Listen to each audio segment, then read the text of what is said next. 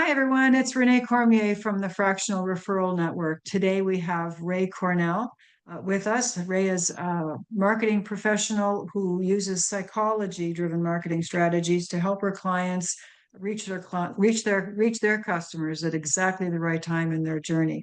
And today we're talking about know, like, and trust. This whole process of how you go through a buyer's journey. And Ray's going to give us some insights based on her expertise in psychology. So, Ray, welcome aboard. Yeah, thanks so much, Renee. I want to get my questions up here. Sorry. Yeah. Give me a second. There we go. Okay, so you come from a psychology background and you use cognitive behavioral therapy in your marketing work. So how did that transition happen? And how did those therapeutic models shape the way you build your marketing funnels? Yeah, so I was originally on track to be a counselor in the prison system, and I got a bachelor's degree in psychology, a master's in professional clinical counseling and marriage and family therapy, and another master's in criminology. And I was doing my train. There's so many training hours you have to get in order to get an actual license to practice. So that's the whole process I was going through of working in a drug rehab center and working in a community counseling center and a mental hospital. But as you probably know, until you get licensed, you're not going to make much money working in the Yes. mental health field. So I was funding my way through life as a freelance writer. Writing has always been something that has come naturally to me. Some people are great musicians or great athletes or great artists. I'm good with words, apparently not when I speak because I'm tripping over mine this morning, but No, you're that doing was fine. always my thing. And so I did freelance content writing and also some web dev for businesses as I was going through my degree programs and all of my training. And then I hit a wall. I was just completely burned out on the mental health world. I had so many instances where it was like I was trying to save someone from drowning, but I had both hands tied behind my back because of the system and the bureaucracy of what you're allowed and not allowed to do in the mental health field and things that we would do for our neighbor, even who we don't even know very well, but that we're not allowed to do in the mental health field. And I just completely burned out on it. And so I threw myself full time into my freelance writing business. And now, 18 years later, I've really married those two, the world of psychology and the world of marketing, because I kept seeing these patterns where I'm getting more and more and more immersed in the marketing world as the years go by. And at the same time, I'm thinking, wait, this is the exact same as the cognitive behavioral therapy triangle. And oh, wait, the stages of change from helping people through addiction counseling, that would be really helpful here. Or, oh, wait, why aren't we using motivational interviewing models here? So it all kind of came together very organically. And now I have a very structured approach for layering those psychological models of behavior change into my marketing strategies for clients. And that's what you call your elite method. Yes, exactly right. Yep. So could you explain that a little bit to our audience? Yeah, so the ELITE method, it's funny because it's an acronym, so ELITE, examine, learn, implement, transform, enhance. And it's really what every marketer knows they should be doing, but there's so many corners cut in the world. So most people don't take the time to really do the examine and learn phases. And most people are afraid of looking at the metrics and feeding that back in and doing this constant process of iteration and improvement with transform and enhance. Most marketers focus on implement. They just want to build the thing. They just want to go through the process of getting the deliverables out there and crossing that project finish line. And when you do that, you're doing 20% of what marketing really needs from you. And so the elite method gives you a structured step-by-step process of examining exactly how your brand is being experienced in the market, learning the internal psychology of your ideal buyer, including mapping out their buyer journey on the stages of change matrix and triangulating exactly where you need to intercept them based on their thoughts, emotions, and behaviors from cognitive behavioral therapy. Then we go into the implement. That's where we really get to build these full funnel journeys from demand generation through sales enablement and into retention programs. Transform is all about looking at metrics and feeding what we're learning from those metrics back into the system. And then enhance is all about bringing the human insights from your sales team and your customer service and service delivery teams into marketing so that what sales reps are hearing as the major pain points and what customer service is delivering is all part of the promise that the marketing is offering the market. Okay. So cognitive behavioral therapy is really all about identifying and reframing distorted thought patterns. So what kinds of thought distortions do you see in buyers? And how can brands design content that helps overcome those? Yeah, so in a therapeutic context, you're exactly right that cognitive behavioral therapy helps retrain distorted and maladaptive thought patterns to healthy ones that are productive for a person's life. Now, when we're talking about it in the context of marketing, I want to be clear, we're not talking about therapy. And I know you know this, but just for anybody listening, we're not talking about therapy. We're not talking about healing past traumas or anything like that. What we're talking about is using this model of, the cognitive behavioral therapy triangle shows us that thoughts influence our emotions, which drives our behaviors, and our behaviors then affect how we see and interpret the world, which drives our thoughts, emotions, behavior. It goes around and around and around in this kind of recycling triangle type shape. And what we want to do there is first understand what a buyer's internal thoughts are so that we can intercept them and meet them at that point of their belief system and introduce a new thought to introduce a new emotion to drive the behavior that we actually want.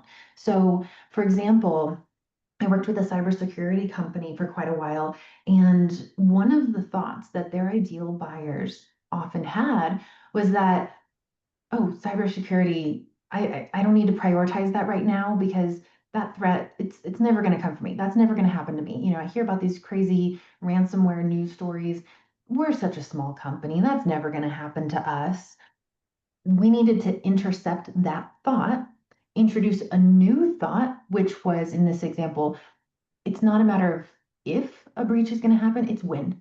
When, yeah. Everyone is going to experience a security breach. Introducing that new thought then elicited a new emotion, which we could then use to drive a new behavior. Okay. Now, most funnels are built to manipulate urgency or to pressure people into making a decision subtly. I would think. So, what does a psychologically healthy funnel look like?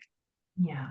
Yeah. So sometimes when I tell people that I do psychology driven marketing, they think that means I'm manipulating the way people are thinking and feeling.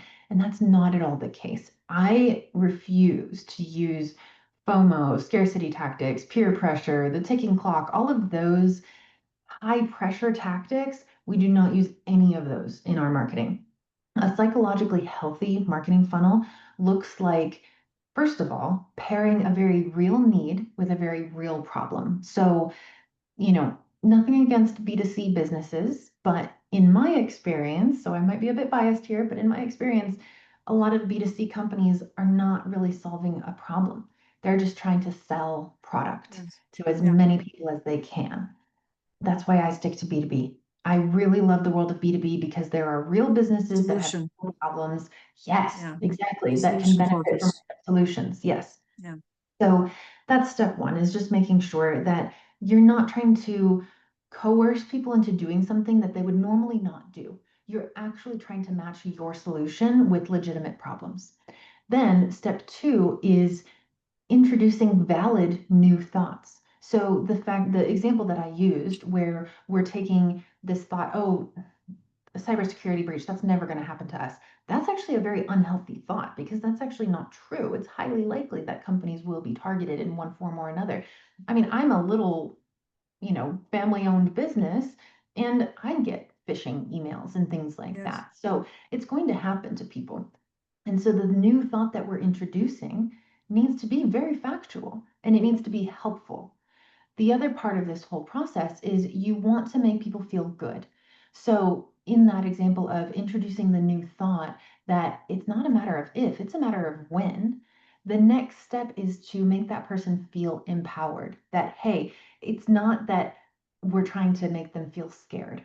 What we're trying to get them to feel is that overcoming this problem that seems daunting and overwhelming is actually quite doable. Even if you don't have much cybersecurity knowledge, here's a partner who understands what you're tasked with, what your responsibilities are, how much pressure you're under, and they can actually help you. So we want to make sure So, that we're leading them in those healthy thought pattern directions. so for fractionals in our community, as they sell their services, how would they apply um, uh, their expertise? Well, we sort of answered the cybersecurity people, but Sure. let's say an operations person, so a fractional COO. Yeah.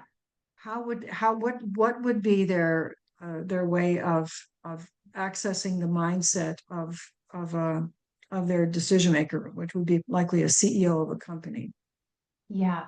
So one thing that I see a lot of fractionals or consultants doing is they ask potential clients, how much is it costing you to not hire me?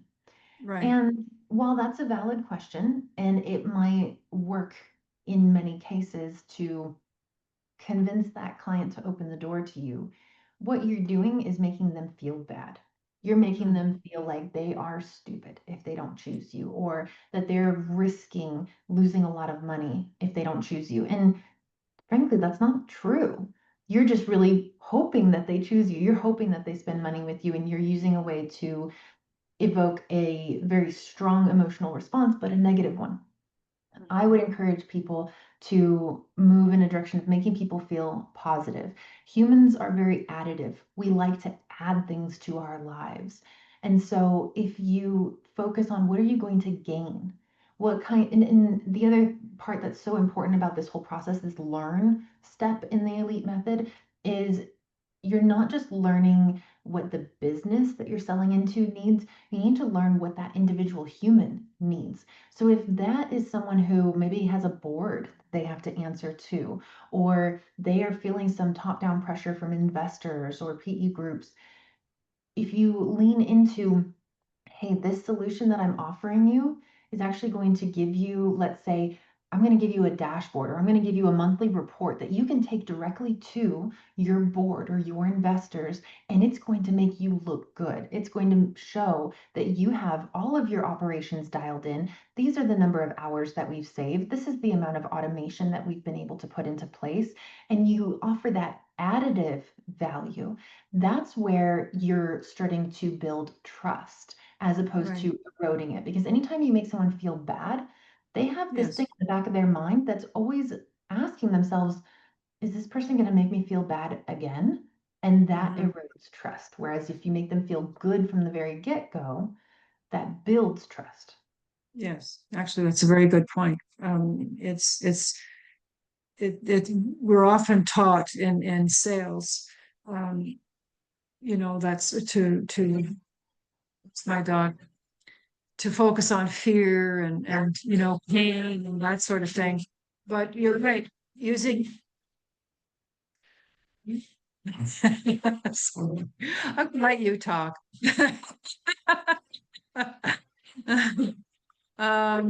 Hold on 1 minute. I apologize. Sure. No worries. Tucker wants to say hi.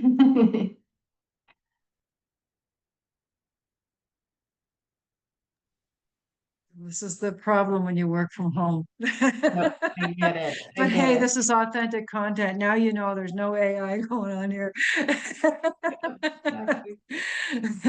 Anyway, yeah, we're taught to, in sales, we're often taught that fear sells, or fear of missing out, fear of loss, that sort of thing. But you can also use things like neurolinguistic programming to to focus on the positive, like imagine. imagine what it would be like to have this and that and the other result. How would you feel? Imagine how you would feel to have, walking in and telling your wife that you just added another $1 million to your bottom line, that kind of thing. So those are far more motivating than imagine losing $1 million. Exactly. And the thing is, they both work in the short term, but only one of them works in the long term as well, which is making someone feel good and instilling those positive associations with you. So when you have that choice of making someone feel fear or feel negatively versus making someone feel good and feel positive and feel hopeful and optimistic, and you know Yes, that both are going to get you to your goal, but one is also going to help you retain that client long term, of course you're going to choose that route. yes, yeah, that makes perfect sense. So most funnels are built to manipulate urgency and whatnot. So, oh, sorry, did we just ask that question? I apologize. Oh my goodness. So you said before that buyers often self-sabotage and delay action. So what's going on in the brain when that happens, and how can marketers design their their their marketing so that people make decisions sooner rather than later? Yeah, so in some cases, it's just you have to know, especially as a fractional, that sometimes you can't force the speed of a relationship. Sometimes pushing too much too fast can actually drive that person away. So, with that said, and especially because oftentimes when someone is hiring a fractional, there are multiple decision makers. There's the CEO, there's the CFO, there's whomever's going to be your primary point of contact, which is likely a counterpart departmental leader. So, for example, for us, for CMOs, we often work very closely with the CROs or COOs. So you need to know that there's a lot going on behind the scenes, and sometimes you can't force it.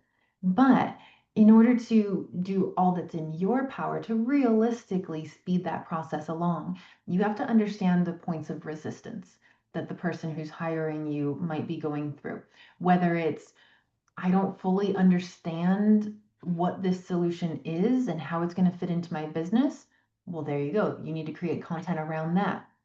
Or, I don't feel confident that the results that I'm being promised are actually what's going to be delivered. Okay, well, you need to go get some testimonials. You need to draft up some case studies. You need to create some explainer videos showing befores and afters. If you understand the different points of resistance, and there are likely at least six that everyone needs to be addressing, you have to really sit with your empathy muscle and exercise that and practice getting into the mind of the person you're trying to sell to. Then you can create that content that can be running automatically as a nurture funnel to help you get that person more and more comfortable without bombarding them with, hey, let's have another call, let's have another call, let's have another call. Okay. So how can you establish what would be like the fastest way someone could establish trust? Because trust takes time, right? It And a lot of does. people don't feel like they have the luxury of time. So what's the easiest, quickest way to establish trust with a potential customer? So, one of the easiest ways is to show up in person, whether that's in video form on your, let's say, your LinkedIn profile or on your website or in face to face conversations with people, because that's where you're going to be able to build that know, like, and trust factor all at once. Without showing up in person as yourself, you have to rely on your marketing funnel and your content to do that. And when we do that through content, you have specific content that you use to create that no factor, which is where we activate dopamine. This is where someone has a question or there's a blank space in their head, and you fill it with the information that gives them that mental satisfaction of knowledge. And you hit them with that dopamine, and now they know you. Then you carry them through your funnel and you tell them in several different pieces of content, I understand what you're going through. You're using language that they're using, and you're forming this sense of camaraderie around feeling the same emotions and struggling against the same challenges. That's where you activate oxytocin and you create the sense of belonging and safety that allows them to really know you. And then lastly is like. This is where you have to put content in front of them that helps them accomplish a certain goal. So a lot of companies will use things like a free audit or a calculator or something more interactive that gets them information that makes them feel like, okay, I'm accomplishing steps towards a process, and that's making me feel like I'm making progress and I'm seeing the proof in action. That's how you build trust. Now, as you can imagine, doing that through a content funnel, that takes time, and you can't rush that. You have to wait for that person to interact with that content, even though you're putting it right in front of them through your nurture or through your social media profiles, things like that. But when you show up on video, whether that's through podcasting or doing a video to your LinkedIn audience, or even sending a recorded video of yourself to a potential client, you're able to do all three of those things all at once. They start to get to know you, your voice, your personality, the way you show up.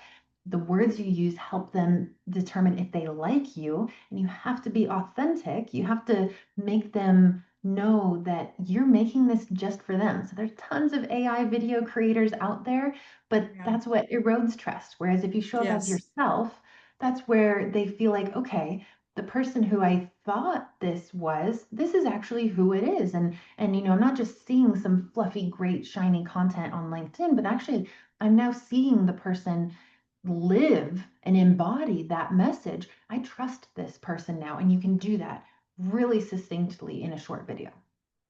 This is the kind of thing, I like AI, I use AI, but I think that when you're creating content, authenticity sells.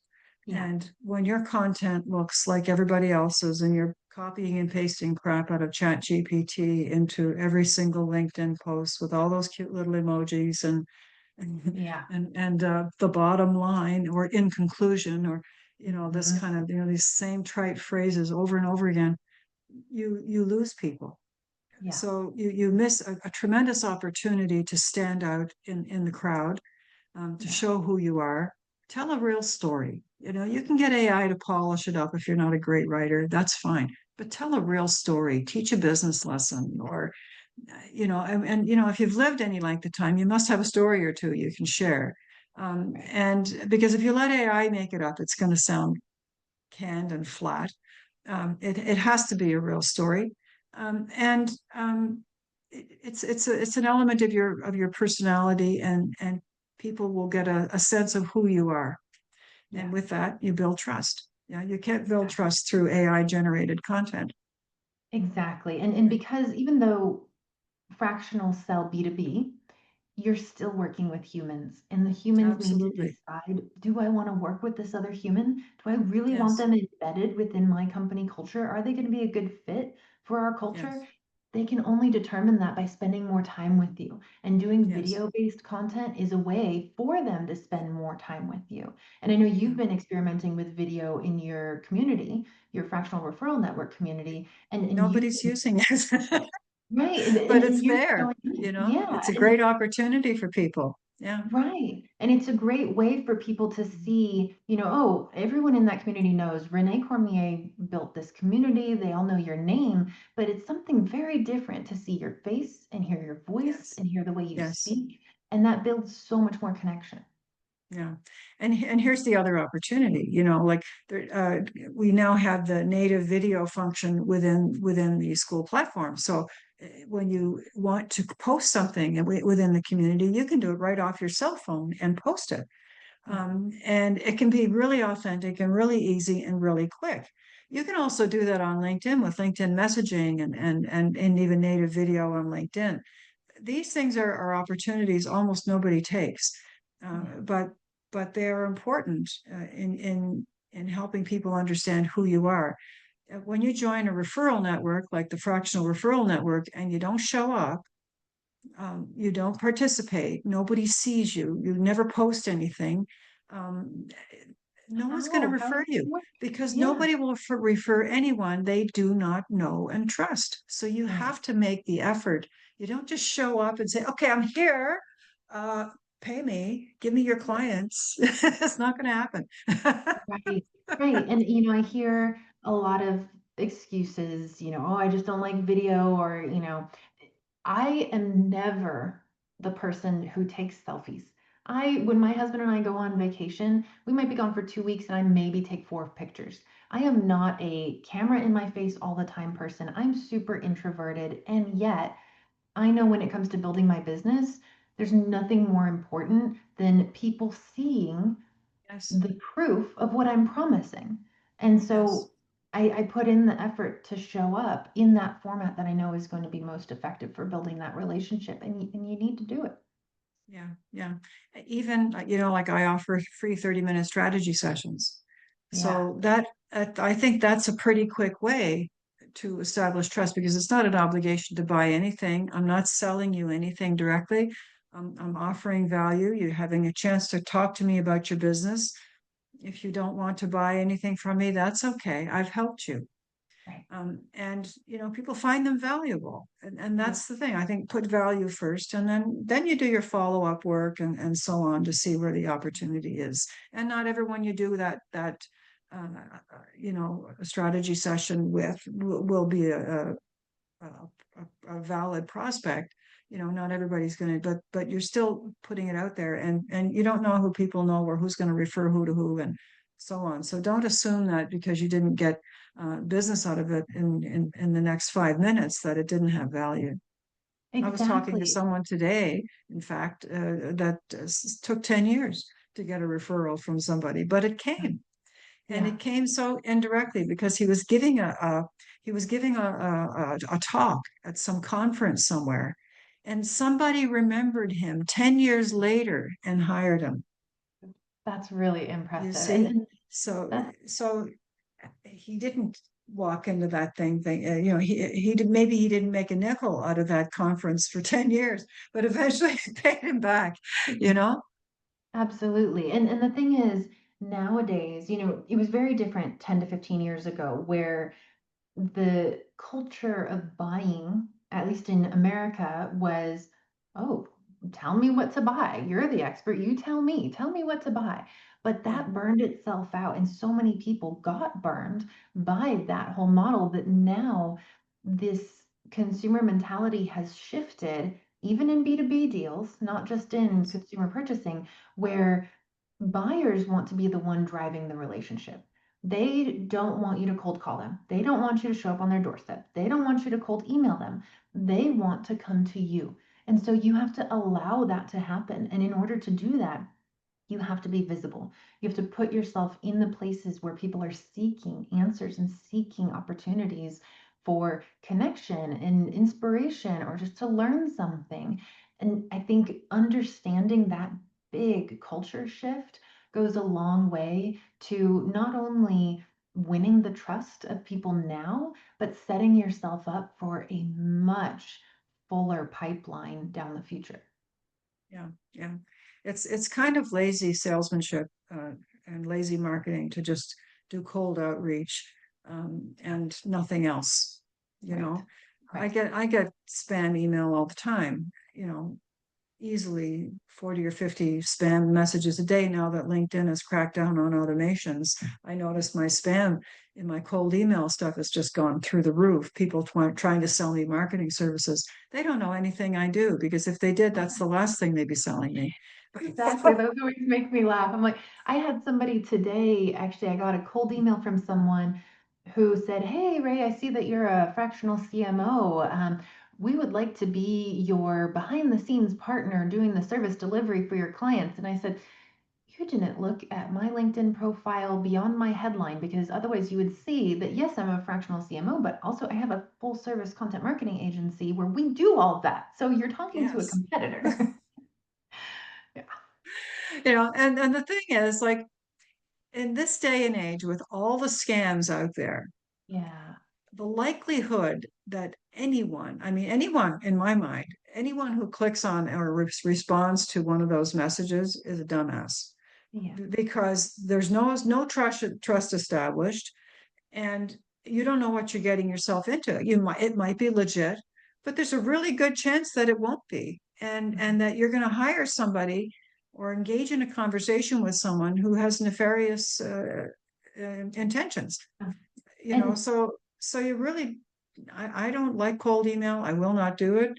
yeah. um I'll do a cold outreach on LinkedIn, but I try to do it, warm them up and get there gradually. Absolutely. And I think back to times when I have responded to either a cold DM pitch in LinkedIn or a cold email. And thinking back on my mental state at the time, I was in desperation mode. I was desperate for help in a particular area. And ultimately, if I engaged those people who reach out to me through cold channels, it was a disaster. It Yeah. was an absolute disaster. And you have to ask yourself, do you want the types of clients who are going to respond to a cold outreach tactic? Because they're most likely going to be very desperate. They're going to have extremely high expectations, very little budget. They're going to put all the weight on your shoulders. They're going to see it as very transactional because you don't have that foundational relationship built yet. And you're not going to have this dynamic partnership. You're going to have a, okay, now save us sort of situation going on. Yes. That's never a And that's healthy, already too late. yes, exactly. That's never a healthy situation for any fractional to walk into. Yeah, yeah. Well, thank you, Ray. I really appreciate this time. And I enjoyed our conversation. Thank you. Anybody can connect with Ray on the Fractional Referral Network or at your website Cornell domain. Content Yep, cornellcontentmarketing.com, or I'm on LinkedIn all the time. My first name is spelled kind of weird. It's Rai, and then Cornell like the university. Yes. I have to always remember not to call you Rai, to call you Ray. Yeah, yep, spelled weird. That's okay. We're going to forgive your parents. Thank you so Thanks, much. I want you to have a wonderful day. I will you I will too. send you this video ASAP. Thanks, Renee. Thank you so much. Okay, bye-bye. Bye.